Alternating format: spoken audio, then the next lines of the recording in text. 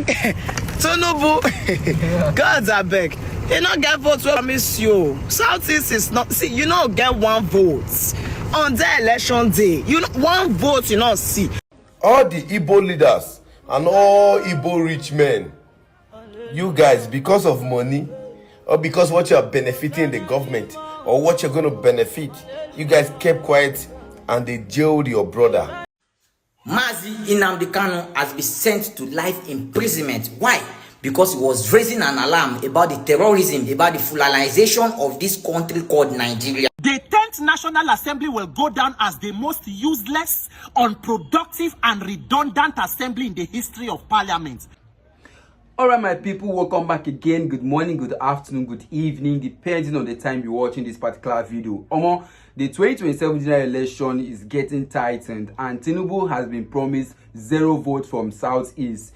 This is because of the continued detention of Mazi Kanu. Recently, Mazi Kanu has been sentenced to life imprisonment. For what exactly? For agitating for the freedom of its people. And this is where Nigerians are calling on all government parastatals to actually look into this issue, because you know what is good for the goose is good for the ganja. I mean, talking about the insecurity in Nigeria, we know the root cause of it. We know the people who are engineering the buying of Nigerians in this country, and yet they are going scot-free. Nothing has been done to them. Talking about the Fulanis, who we have seen countlessly unaliving Nigerians. Recently, over 100 people has been kidnapped in less than 24 hours after the Kwara worshippers. There are some people who were actually in the church in Kwara State, who were stormed by bandits, taken away. 35 of them has been taken into the bush, while some other people have been confirmed to be buried.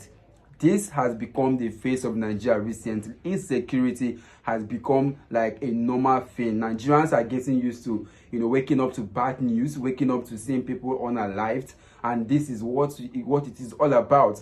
In this present administration that one time ago criticized the government led by a former president of Nigeria, in the person of Goodluck Jonathan, this is the same people who criticized him for insecurity, and now they are perpetuating the same act. So the Igbos have already made it clear that they are not going to vote Tinubu come 2027, except he releases Mazi Kanu. And even at the release of Mazi Kanu, his vote is still not secure, because Mapi has made it clear that on no circumstance should the Igbos or the Eastern or the even Southern even vote him, because it is obvious Tinubu is incompetent at all levels. Now, moving on, some Nigerians are blaming the Igbos for the continual detention of Mazi Kanu, stating that the Igbos billionaires, their celebrities, their top men in the office are deaf. They are paying deaf ears to the matter concerning Mazi Kanu. At the moment, the Igbos are supposed to have marched to Aso Rock or probably gone to different places protesting for his release. But what happened? Some people say as a result of greed and as a result of trying to protect their businesses all over the country, they are actually keeping quiet and not saying anything, because they are afraid that their businesses are going to be attacked and destroyed. But we cannot continue keeping quiet in the face of injustice because of one profit or the other. Mama P has made it clear, you no go see any vote. Your administration is the worst at the moment, and we cannot tolerate that. We can't afford to have another 4 years of Tinubu in governance. The 2026, which we have few more to, at the moment, is not promised to be a sweet one, because there's a lot of tax that is already being imposed on Nigerians. Even when you have not provided job, yet you are still imposing tax on poor Nigerians. Listen to what Mama P talk, after which I'll bring you the next video of King and other Nigerians giving the reasons why Mazi Kanu has been detained, and how moving forward the issue can be resolved. Watch the video and stay tuned. Of course, there are more interesting stories on this particular video. Okay, Tinubu, God's I beg. You not get votes where I miss you. Southeast is not, see, you not get one vote on the election day. You know, one vote you not see. So this video is not to shade anybody. I love Cubana, right? I understand that he might be trying to say things so that his brother my brother said, yeah, my brother at the end of the day, you know, would get freedom and all that. But promising Tinubu's vote is trash, is Bangladesh, is nonsense. Tinubu ain't getting no votes. And you're not the spokesperson of the Igbo nation. You are not. Please, more no go promise what you will not fit do. This one can't turn to a promise where they promise woman on top of bed. I beg. This man is not getting no votes. Not in the south, not in the southeast. Let's make it clear to him. So if he's gonna release Nnamdi Kanu, it will be based on credence, based on what is right. You cannot be negotiating with bandits in the north and the one inside your office there, you cannot negotiate with him for after many years. He's not getting no votes. You know, his votes are not secured. And time will come, anybody campaigning directly or indirectly for this man will face our wrath. I said what I said. Nonsense. Nnamdi Kanu is the problem. Nnamdi Kanu is the problem. They've abducted another 100 girls. Another 100 people have gone today. Are they not gone? Since now where they put them for the prison, since now where they prison, how did they end the insecurity? What is it going to add? What is this imprisonment going to add to the betterment of security in the southeast? I understand people when they come outside to say, oh, he used inciting statements, oh, this, oh, that. Those that are angry, don't be angry with them. Their anger is valid. But you know, what is good for goose is good for the gander. That's where we are coming from. If you can hold meetings with bandits, you can rehabilitate terrorists. Why are you now using this one Igbo man to torment everybody? That's the question. It's nothing personal. It's nothing personal at all. So anybody that is promising votes here for there, they like give you. They like give you. Not get votes where you go see. Not in south, not in southeast. Thank you very much for listening. Good night and God bless. So that has been a long day. Somebody say next. Nonsense. The other one say it would have been death in prison. Now your papa don't key. No, wep me kill of now Joro people. All the hypocrites. Alright guys, welcome back again. Still on the issue, of course, Nigeria is boiling at the moment.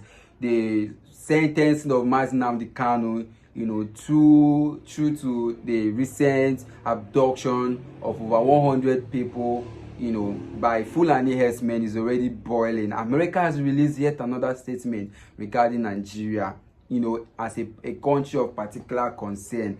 The big man himself, Donald Trump, has even declared Nigeria a disgraced country, in quotes. Of course, it's no longer a news that Nigerian matter don't cast. We know the issue now. It's not new. Nigeria, you know, the judiciary has failed us.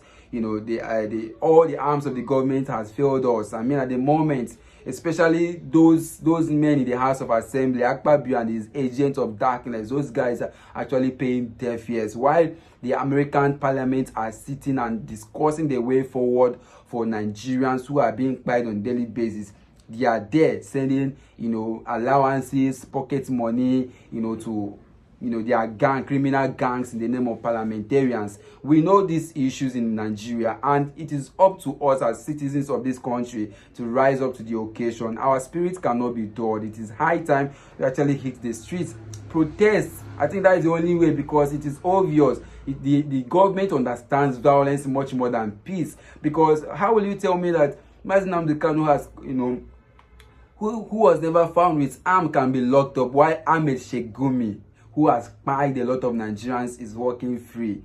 That is what is called double standard in governance, and we cannot continue to allow it.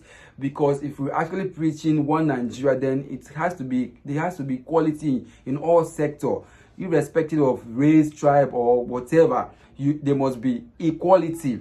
If Ahmed, who we have seen countlessly with arms, dying and whining with a lot of bandits who has unalived millions of Nigerians, is walking free out there, then Mazi Kanu has no reason to even spend a day in prison, because it is against the Nigerian, you know, laws and against our practice for a person to be found with an illegal arm. Talk more of, you can even go to prison for carrying arm that is illegal. Talk more of dying and whining countlessly, and yet nothing is being done to them. Now, Nigerians are actually angry. Of course, we know the issue in Nigeria, especially with the IGBOs. They are saying that greed has actually denied them their voice. But we know the issue. I can't really blame all of them, because we know what is happening in Nigeria. The double standard in government has not allowed them to actually fully express their views or express themselves in terms of coming to demand for their rights, because often at time when they demand for their rights, they are being tagged terrorists. They are being tagged people who are trying to divide the nation. They are using that to actually breed hatred amongst Nigerians, to begin to hate them and instigate violence against the Igbos. We know all of this, and the Igbos are trying to actually avoid all of these talks and hatred coming from different persons. Now take a look at this video, watch to the end, stay tuned, because after this I'll bring you the next video of the big man himself, Randy Peter, who has stated it clear that the Nigerian parliament is actually dead. Akpabio should be declared dead, because of course he's not doing his job, and we have seen it. We have seen it. The guy is just making a caricature of himself in the assembly, always coming up with different stories that doesn't even bother Nigeria, approving billions and trillions of dollars, loans. And at the moment, Nigeria is in serious debt, over 152 trillion naira debt. This is what the administration is all about: borrowing, and now they're looking for an avenue to tax Nigerians, poor Nigerians that can't even afford what they can eat, and this is it. Take a look at the video, guys. Stay tuned, because after this we'll still delve more into the Nigerian issue. Generally, suppose better for all the Igbo leaders,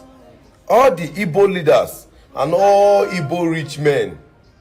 You guys, because of money, or because what you are benefiting the government, or what you're going to benefit, you guys kept quiet and they jailed your brother. They jailed Nnamdi Kanu in your face. I spit on your face. Wow! Smelling people, useless people. Because some of you want to retain power, you kept quiet. You were saying that whether you said Nnamdi Kanu is a terrorist, you guys. You know I'm smiling. I'm smiling deep beside me. I'm crying, because it's a big shame to the Igbos. A big shame. Look at what is happening in the north today. This guy Gumi, look at what he's doing. He's representing his people. He called the terrorists his brothers. He said they are going to negotiate, but they're going to pay so much money so they can drop the arms. He said the Fulani are not going to school. They need to go to school. People that are clean people.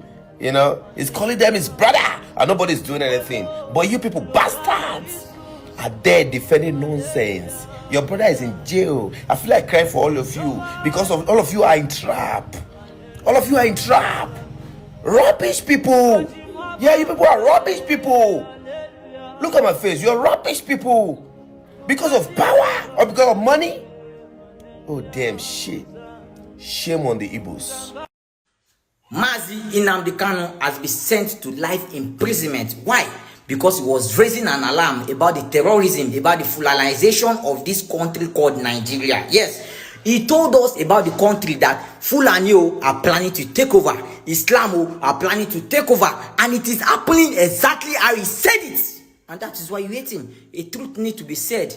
This is not one Nigeria. No, this can never be one Nigeria, because how can you pardon terrorists? No, how can the government of Borno State spend billions of naira to reintegrate terrorists, bandits, we don't find person, and you handle Nnamdi Kanu like that? Nnamdi Kanu, when you picked him up, you did not see ordinary pistol, you did not see anything that can cause harm on his body except for microphone and his boxer. Whereas bandits get confidence, come on for bush, come inside town with ammunition, with soldier uniform, some they wear police uniform, with confidence to come and do peace deal. And after the so-called peace deal, they will go peacefully back into their forest and continue to operate and ask Nigerians to pay millions for ransom. He did not declare they wanted. No, they are so confident enough that they walk in peace. While they are terrorizing, don't have peace and freedom in the country. Now, let me tell you people, if you don't know, this is one Nigeria that they call for us. This is the one Nigeria they have been preaching to us. This is the one Nigeria they have been telling us about. But during the Nnamdi Kanu case, he showed to us. Now, we cannot see. You don't need anybody to tell you again that this is not one Nigeria. This they are running can never be one Nigeria. No, this is a pure injustice. 3 reasons why the justice served on Mazi Nnamdi Kanu feels like injustice to some of us. Number 1 reason, Nnamdi Kanu preached Biafra, instigated people to fight for Biafra and so on and so forth. But you have never seen an Nnamdi Kanu holding a weapon, carrying a gun, carrying a grenade. But these are pictures of actual terrorists who unalived Nigerian soldiers, unalived Nigerian policemen, eliminated women, children, civilians, men, holding meetings with government officials. Holding weapon alone in Nigeria is a crime in itself that can send you to jail. If I am holding an AK-47, I can go to jail for it. But these are people holding weapons and doing meetings with high-ranking government officials in the north. Number two, if Nnamdi Kanu was from any other part of Nigeria, Nnamdi Kanu would be a free man. How many of you remember the man called Sunday Igboho, who led the Yoruba Nation movement, who the DSS invaded his house, who escaped to Benin Republic, who weapons were found in his house, who jams and everything were found in his house? As we speak today, Sunday Igboho is a free man. Sunday Igboho is a free man, has no case to answer against the federal government. Similarly, terrorist sympathizers in the north, instigators in the north, are today free people. Sheikh Gumi is a free man. Sheikh Gumi has sat down with terrorists in the past, has advocated for terrorism in the past, has said that terrorists are our brothers and sisters, that they must be allowed to survive and live and thrive. So, Nnamdi Kanu is only being sentenced to life imprisonment today in Nigeria, not because of his sin or in spite of his sin, but because he's from the southeast. Just yesterday, news came out that ISWAP terrorists, Mahmuda terrorists who were arrested, these are actual terrorists who have guns, who have operational plans, who have actually carried out killings. These are not agitating for an independent state of Biafra or asking for one thing or the other, who are actually fighting the Nigerian state, who are holding the Nigerian state hostage. One of them was sentenced to 20 years imprisonment today, according to this newspaper report. These are people who carried out actual terrorist attack on the UN building, attack on the police headquarters in Kano, attack on the church on Inowo, and many other attacks. Who masterminded them? 20 years imprisonment. But Nnamdi Kanu has been sentenced to life imprisonment. So how come we have two laws? One law sentences Nnamdi Kanu to life imprisonment. One law sentences a terrorist caught with weapons to 20 years imprisonment. Keep in mind, Nnamdi Kanu has already spent over 10 years in detention. I say this fully aware of the problems that IPOP created. I was serving in Aba in 2015 where IPOP started, and I remember how soldiers were escort us to even go to the market to buy food to eat. So I understand what I am talking about. But I still feel that in the Nigerian context, this is not justice. This is a miscarriage of justice. Just like Seeking has said, the only crime Mazi Kanu has actually, committed is saying the truth, making it clear to every Nigerian in the past and now that Fulani and the so-called Islamic extremists are going to be trying to exterminate every other tribe in Nigeria who do not believe in their practice. It is obvious it is happening. America has tagged it Christian genocide, and the Nigerian government is saying that it is issue of insecurity and banditry, nothing like Christian genocide, trying to erase the proper name. But then, what about the Plateau Reverend Father, who has always come out with different names of all the people that have been died? Out of over 5,000 names that have been mentioned, none of them are Muslim. They are all Christians. And with the statistic that has been released shows that the churches burnt, is way more than the mosques that they even claim that they are burnt, which they are bringing up those figures there to actually confuse Nigerians. We are aware, of the number of Christians that have been killed in this country, and yet nobody is saying anything about it.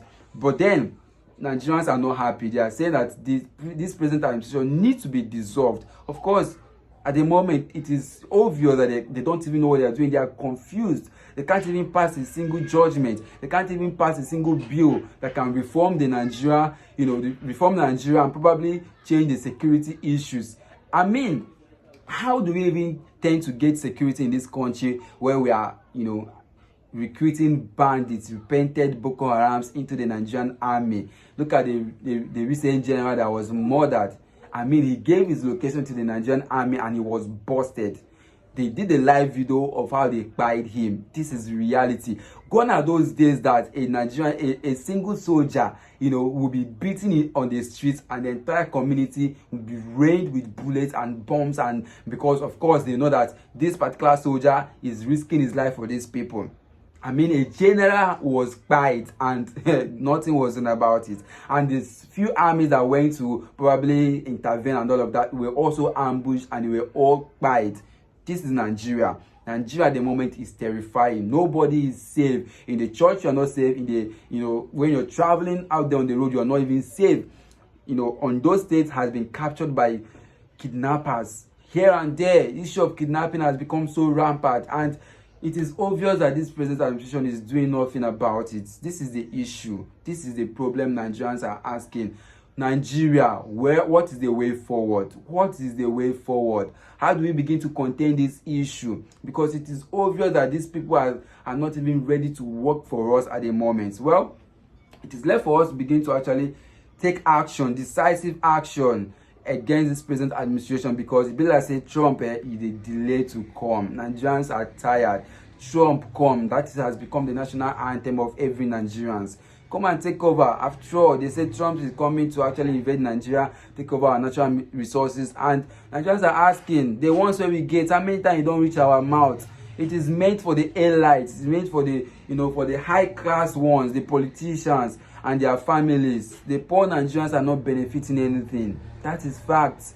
I mean, if you go out there and ask Nigerians, what are you benefiting from this present administration? They can't even tell you. No electricity. Me, when they do this video, now door I open, you understand? Now sunlight that they use. If not, you don't go see my face. So the country don't cuckoo tire everybody at the moment. So guys, let me know in the comments. So what do you think?